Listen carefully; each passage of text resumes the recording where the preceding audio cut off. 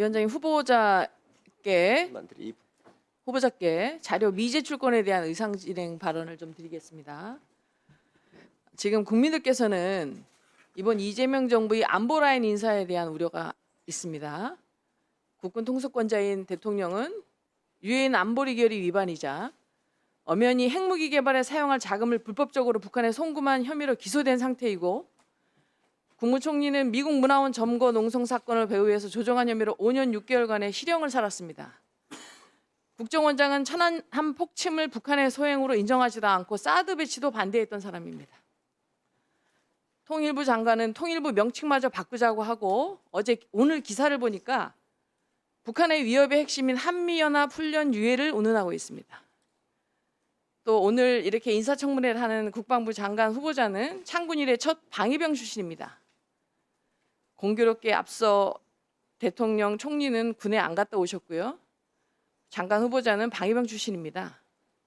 따라서 국가안보에 위기가 생기면 어쩌나 하는 국민들의 우려가 있음을 대신 드립니다.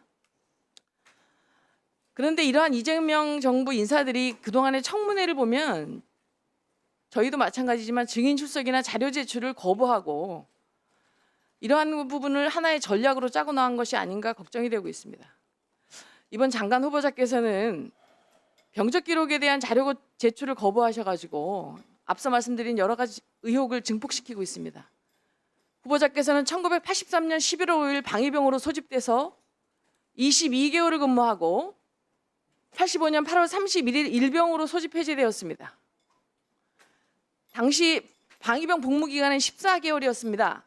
그러니까 후보자께서는 14개월보다 무려 8개월이나 많은 22개월을 복무하셨는데요. 1분만 더 주십시오. 1분 더 드리세요. 저희 의원실에서 왜 주세요. 8개월이나 더 복무하셨는지 그 이유를 확인하기 위해서 병적 기록에 대한 세부 자료 제출을 요구했는데 개인정보라고 제출을 거부하셨습니다.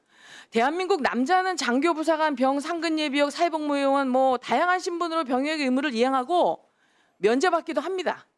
저는 방위병 출신이라서 장관이 되면 안 된다는 생각은 하지 않습니다. 국가안보의 가장 큰 위협은 윤석열의 비상계엄 내란 같은 행위입니다. 지금 내란 특검에서 외환죄에 대해서도 지금 신속하게 수사 중인데요.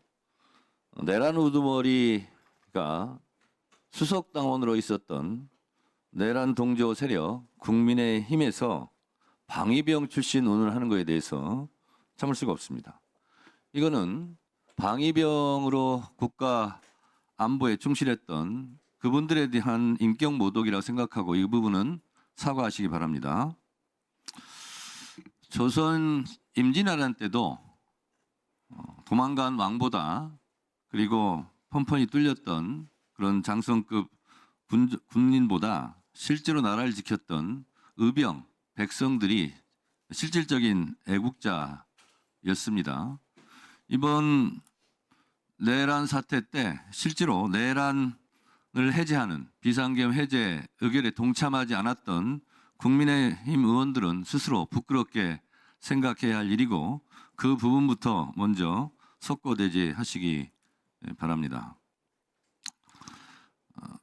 안기백 장관 후보자는 국방부 장관으로서 갖춰야 될 필요 충분의 조건을 충분히 갖춘 A+급 장관 후보자라고 저는 생각합니다.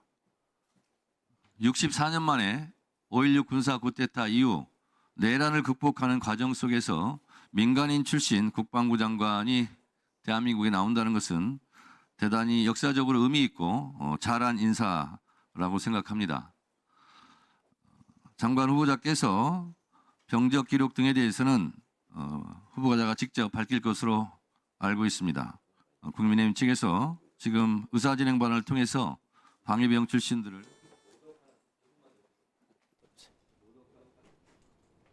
하는 듯한 발언을 한 것에 대해서 깊은 유감을 표합니다. 그리고 이번 인사청문회는 저런 말도 되지도 않는 엉뚱깽뚱한 저런 정치 공세를 하지 말고 안기백 장관 후보자가 갖고 있는 전문적인 식견과 국방개혁에 대한 정책 질의에 집중해 주셨으면 고맙겠습니다. 이에 위원장께서 이런 발언들은 자제시키고 의사 진행을 잘 해주시기 바랍니다.